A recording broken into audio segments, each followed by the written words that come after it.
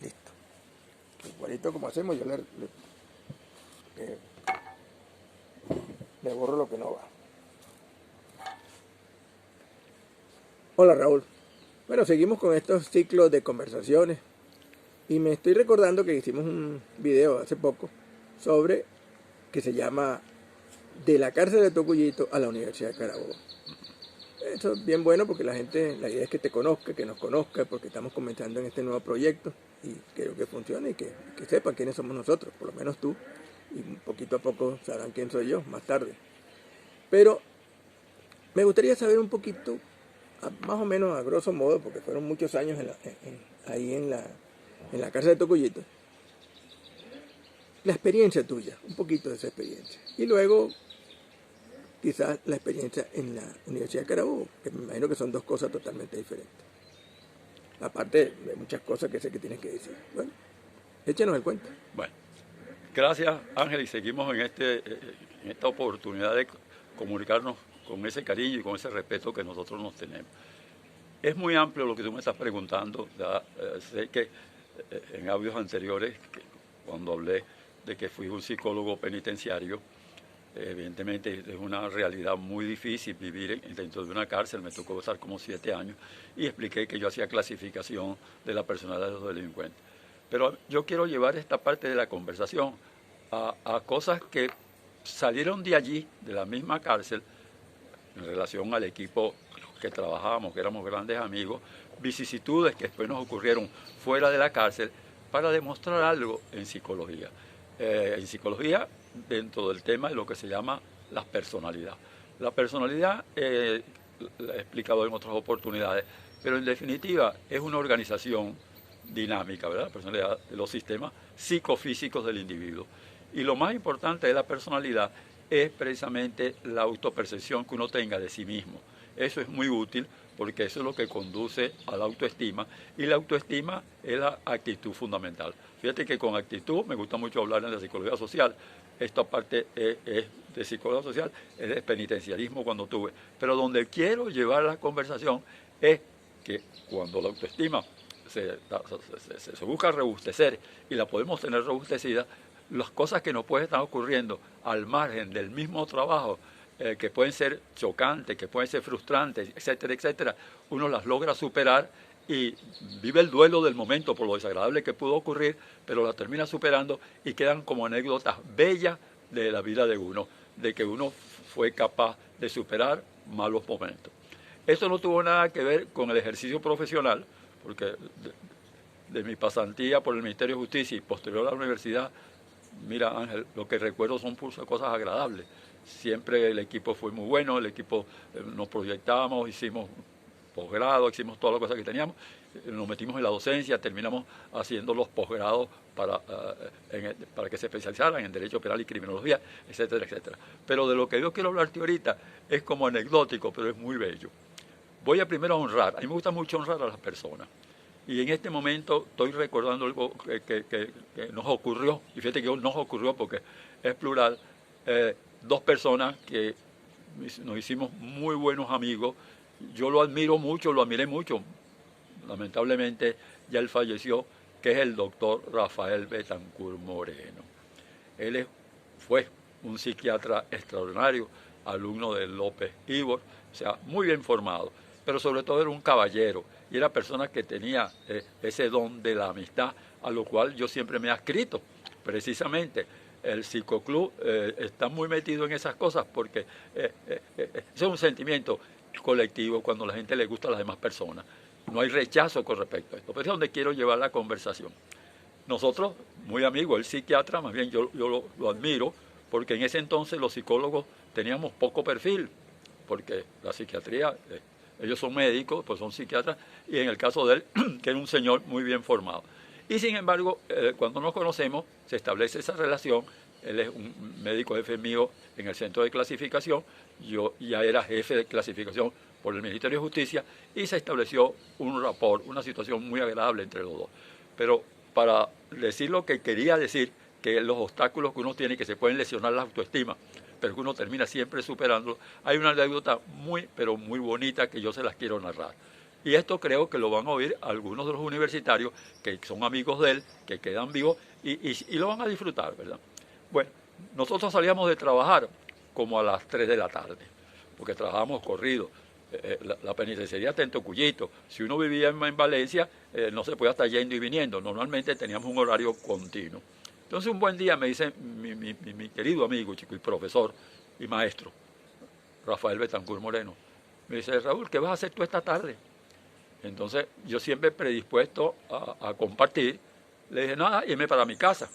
Yo creo que yo vivía en ese momento en Ciudad Alianza, que es hacia Guacara.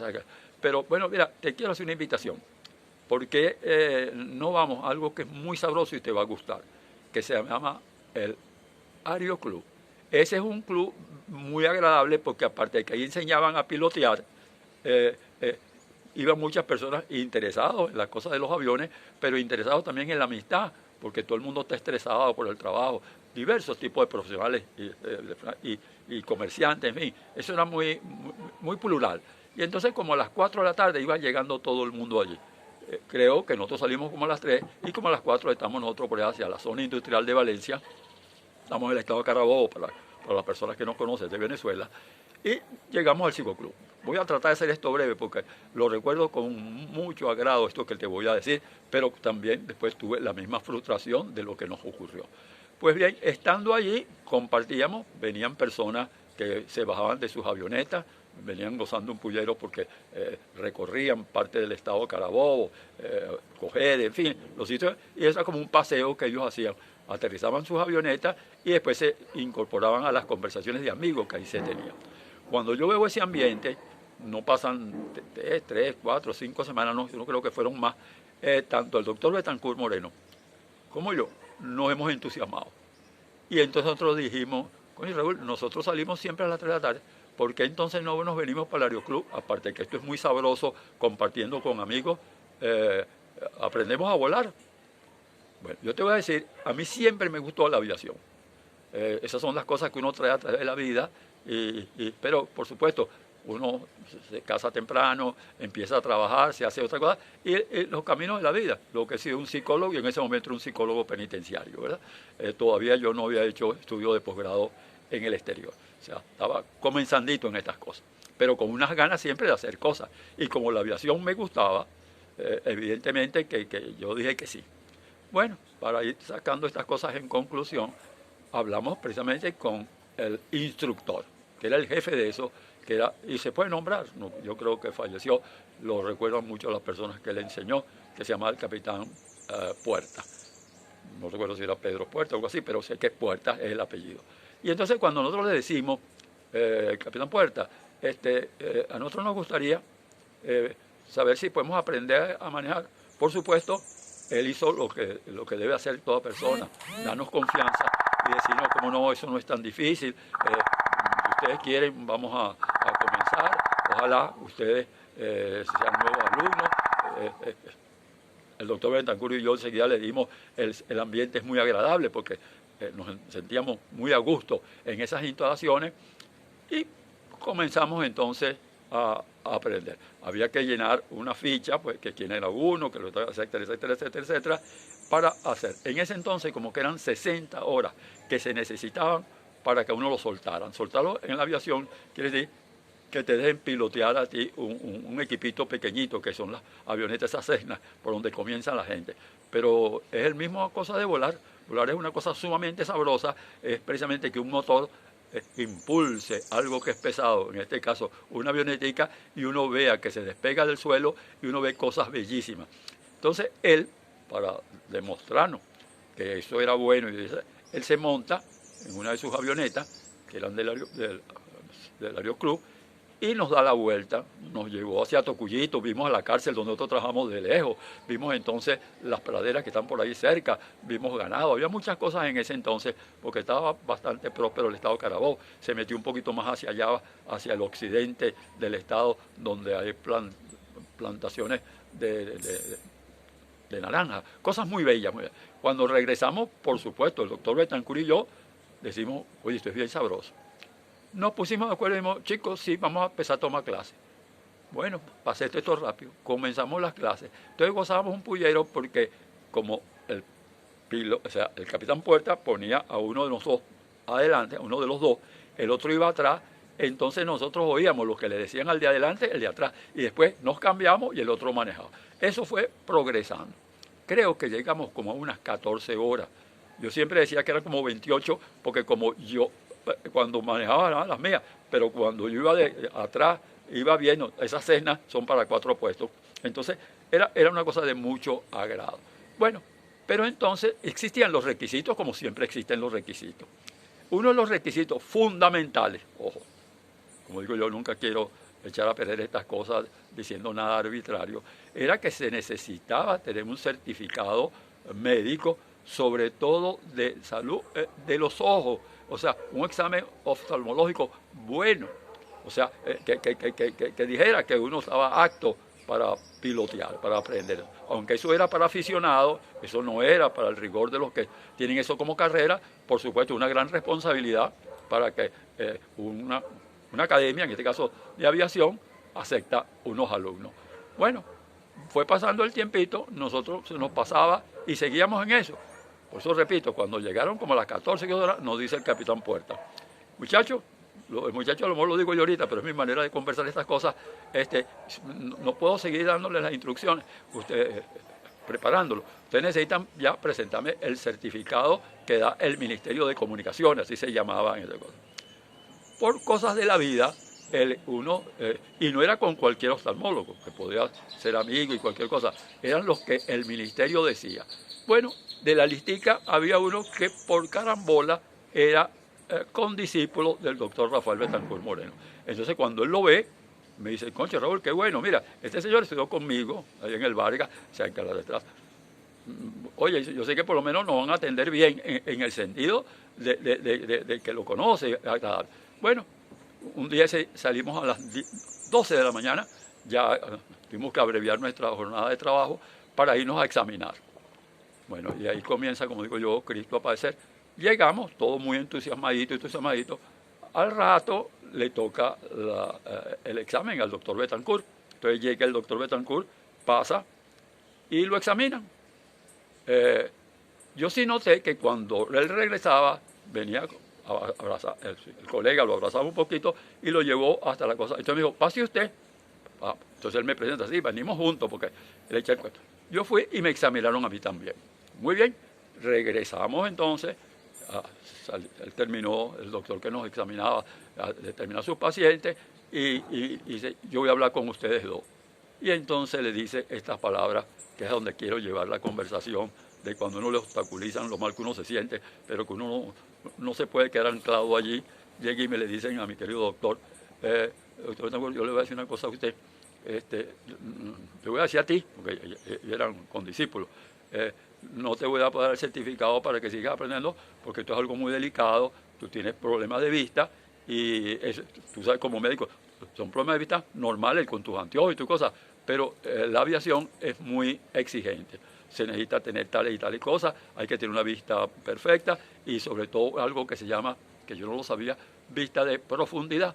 Qué cosa es primero y qué cosa es después. Porque cuando no es instrumento, el piloto tiene que saber cómo lleva, como digo yo, a buen puerto del equipo que se trate.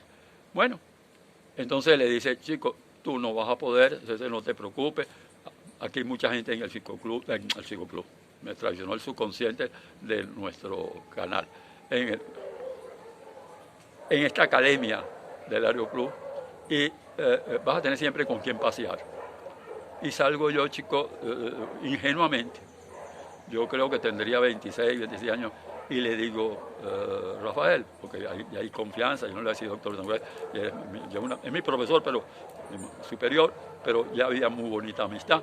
Y le digo: no te preocupes, manejo yo.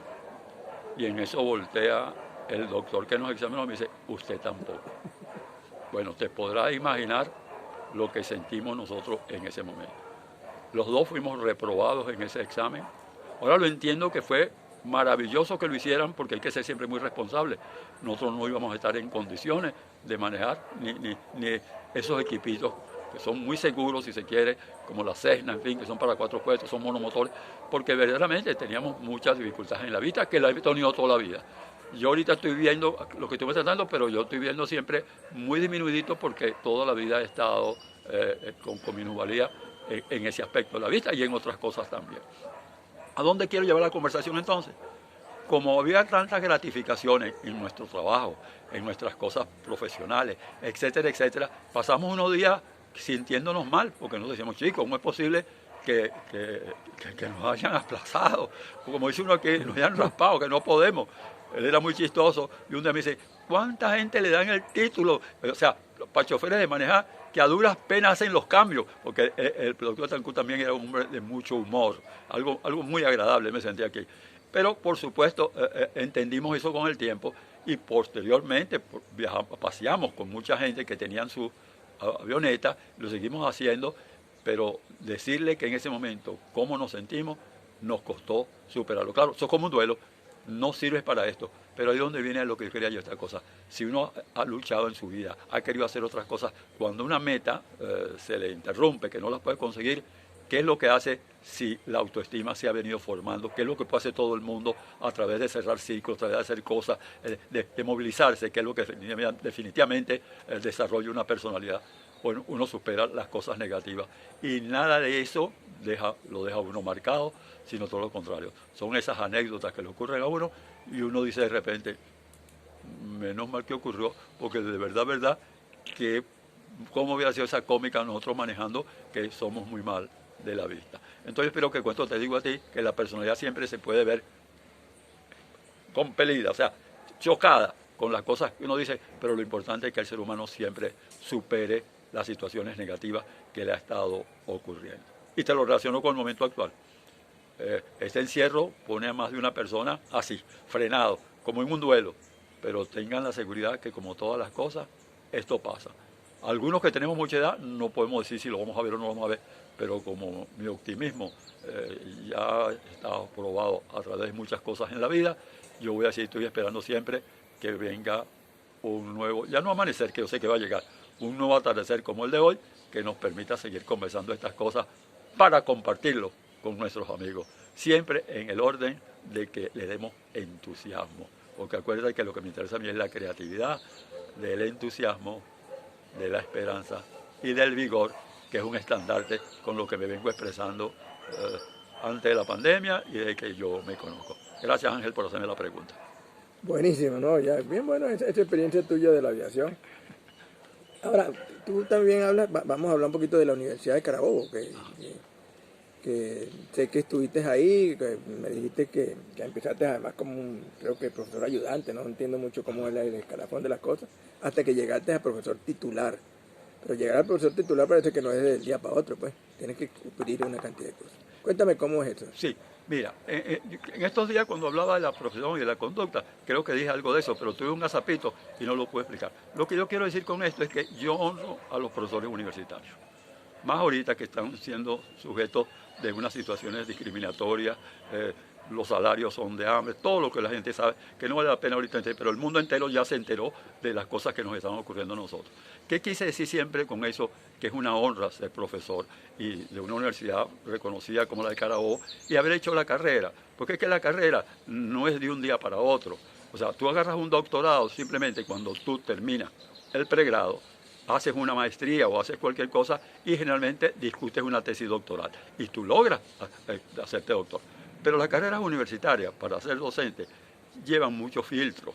La gente comienza como instructor, A y B, que yo lo quise decir, después son unos profesores asistentes, pasan también como unos 4 años, después eres agregado, después eres asociado y por último, claro, de asociado ya sí vienen los títulos de doctor, pero definitivamente lo que te hace es cuando llegas al final de esa carrera que te haces profesor titular. Pues bien, eso es con trabajos de ascenso que se discuten públicamente.